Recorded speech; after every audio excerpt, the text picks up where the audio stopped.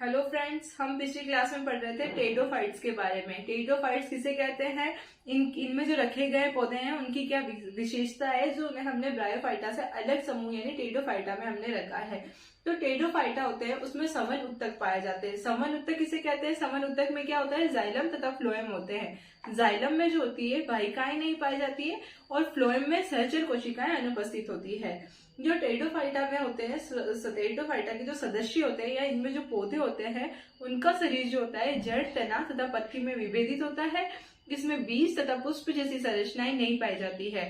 Pteridophyta के जो सदस्य होते हैं वो शाकीय होते हैं, यानी कि छोटे पौधे, कोमल तने वाले पौधे इसके अंदर अंतर्गत आते हैं। ये स्थलीय होते हैं तथा इनकी कुछ जातियां होती है जो जल में रहती है। तो वो जो जल में रहने वाली जातियां होती है वो जलीय फर्न कहलाती है। मार्सिलिया, साल्विनिया तथा एजोला, ये हमने उसके सामान्य संरचना के बारे में पढ़ा था टेरिडोफाइट्स के। इसके विशिष्ट लक्षण क्या होते हैं? इसमें बीजाणुद्भिद पीढ़ी तथा युग्मोद्भिद पीढ़ी पाई जाती है, यानी इनमें पीढ़ी एकांतरण पाया जाता है। बीजाणुद्भिद पीढ़ी के बाद में युग्मोद्भिद पीढ़ी का आना, युग्मोद्भिद पीढ़ी के बाद में बीजाणुद्भिद पीढ़ी का आना पीढ़ी एकांतरण कहलाता है। और इसकी जो मुख्य अवस्थाएं होती है वो बीजाणुद्भिद अवस्थाएं होती है। फिर हमने पढ़ा था समय उत्तक पढ़ लिया, जड़, तना, पत्ती में विभेदन पढ़ लिया। इसमें बीज तथा पुष्प जैसी संरचनाएं नहीं पाई जाती है, ये सब हमने पढ़ा था। फिर हमने पढ़ा था टेरिडोफाइट्स के आर्थिक महत्व क्या है, इनका क्या यूज होता है। तो टेरिडोफाइट्स होता है, इनकी कुछ जातियां जो होती है सजावट में काम आती है, यानी फर्न की जो दो जातियां होती है लाइकोपोडियम तथा सिलेजिनला, जो जातियां होती है उनके पौधों को घरों में सजाने के लिए, बगीचों में लगाने के लिए हम यूज में लेते हैं।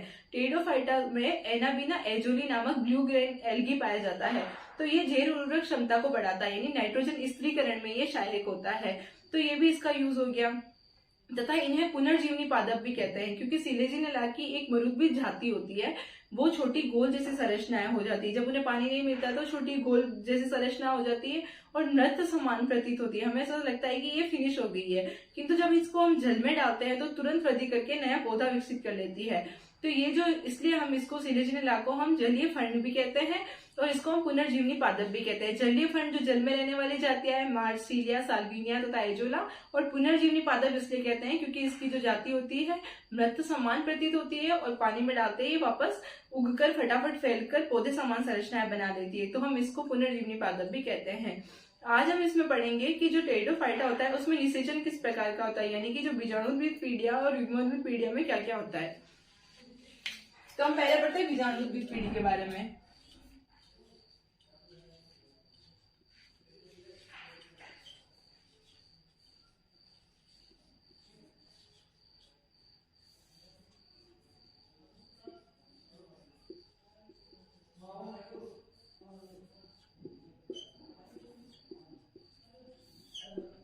बीजाणुद्भिद पीढ़ी में क्या होता है, बीजाणुद्भिद प्रावस्था में क्या होता है, बीजाणु जो होते हैं बीजाणु पर्ण पर लगते हैं। बीजाणु पर्ण को हम स्पोरोफिल्स कहते हैं।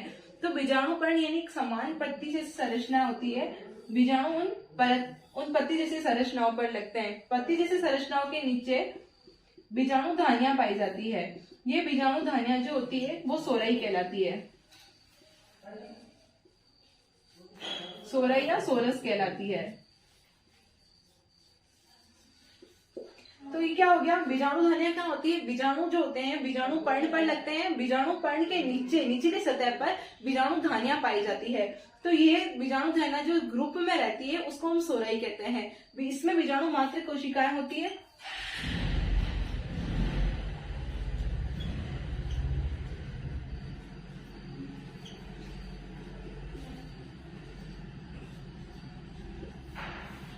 इसमें बीजाणु मात्र कोशिकाएं 12 से 16 तक होती है।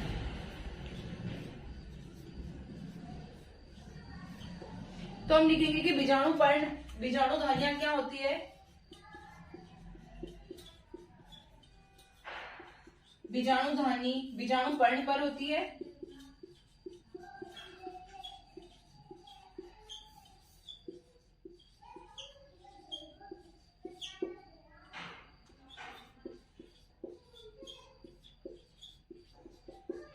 बीजाणु पर्ण के नीचे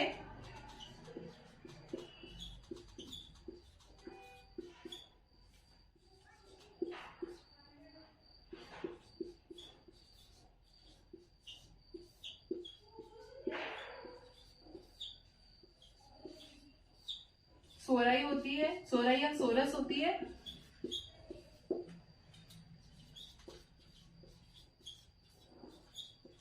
इसमें बीजाणु मात्र कोशिकाएं 12 से 16 तक होती है।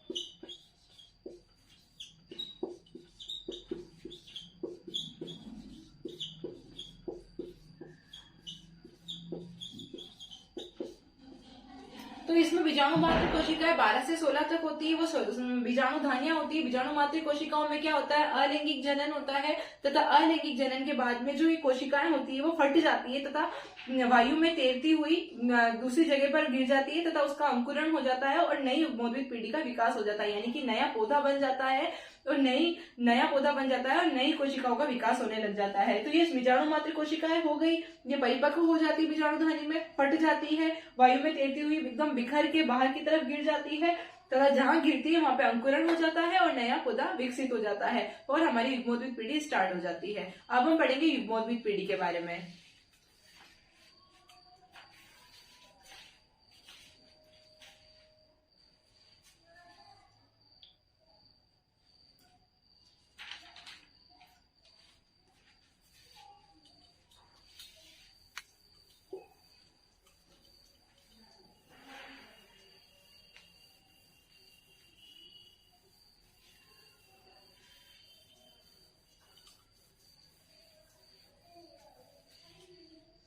जो टेरिडोफाइट्स होते हैं उसमें बीजाणुद्भिद पीढ़ी ही प्रमुख होती है और दूसरी है युग्मोद्भिद पीढ़ी।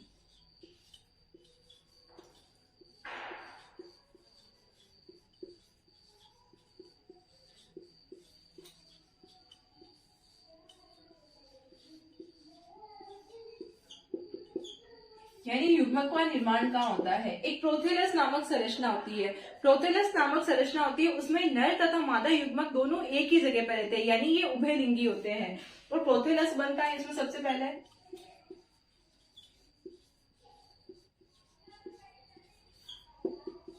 प्रोथेलस जो होता है हरा होता है, पतले तने जैसी संरचना होती है।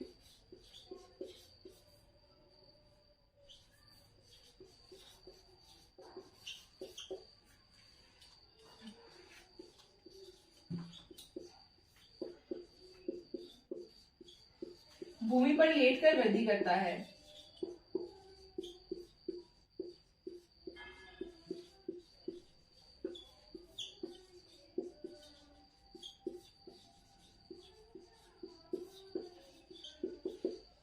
इस पर नर तथा मादा युग्मक दोनों पाए जाते हैं।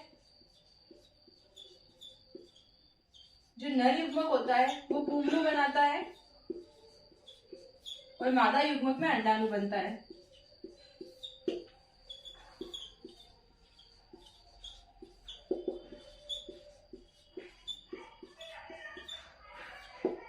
इनको निषेचन के लिए जल की आवश्यकता होती है। जैसे ब्रायोफाइट्स में भी निषेचन के लिए जल की आवश्यकता थी, इसमें भी निषेचन के लिए जल की आवश्यकता होती है।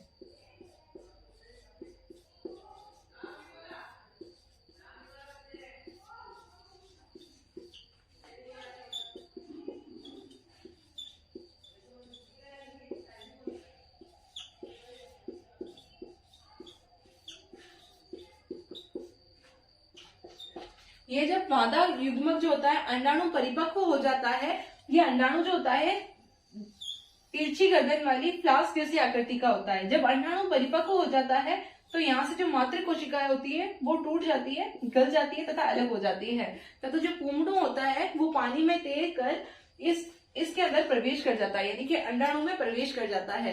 तो इसमें क्या होता है, निषेचन के लिए जल की आवश्यकता होती है। अंडाणु जो होता है फ्लास्क की आकृति का होता है तथा तिरछी गर्दन वाला होता है तथा जो नर युग्मक होता है यानी जो पुंगड़ू होते हैं वो इस फ्लास्क जैसी आकृति में जब मातृ कोशिकाएं या बाहर की जो कोशिकाएं हो जाती है, अंडाणु इसमें परिपक्व हो जाता है तो ये कोशिकाएं गल जाती है और अलग हो जाती है। इससे जो मेलिक पदार्थ निकलता है, इससे कौन सा पदार्थ साबित होता है, मेलिक अम्ल।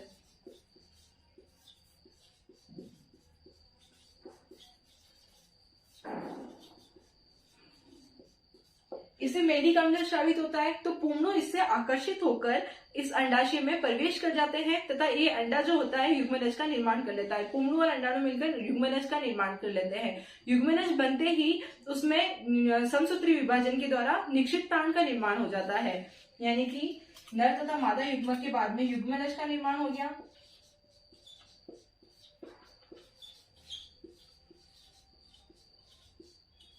युग्मनज बनते ही एक बाहरी उसके आवरण का निर्माण हो गया निक्षिप्त ताण का।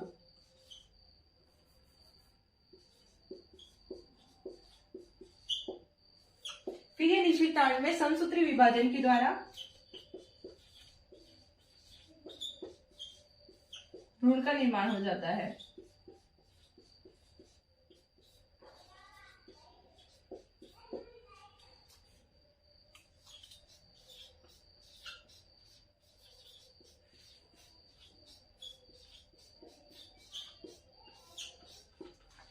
तो आज हमने पढ़ लिया टेरिडोफाइट्स किसे कहते हैं, इसमें निषेचन किस प्रकार से होता है, बीजाणुद्भिद तथा युग्मोद्भिद पीढ़ियां किस प्रकार से विकसित होती है। अब हम नेक्स्ट क्लास में अनावृत बीजीय जिम्नोस्पर्म के बारे में पढ़ेंगे।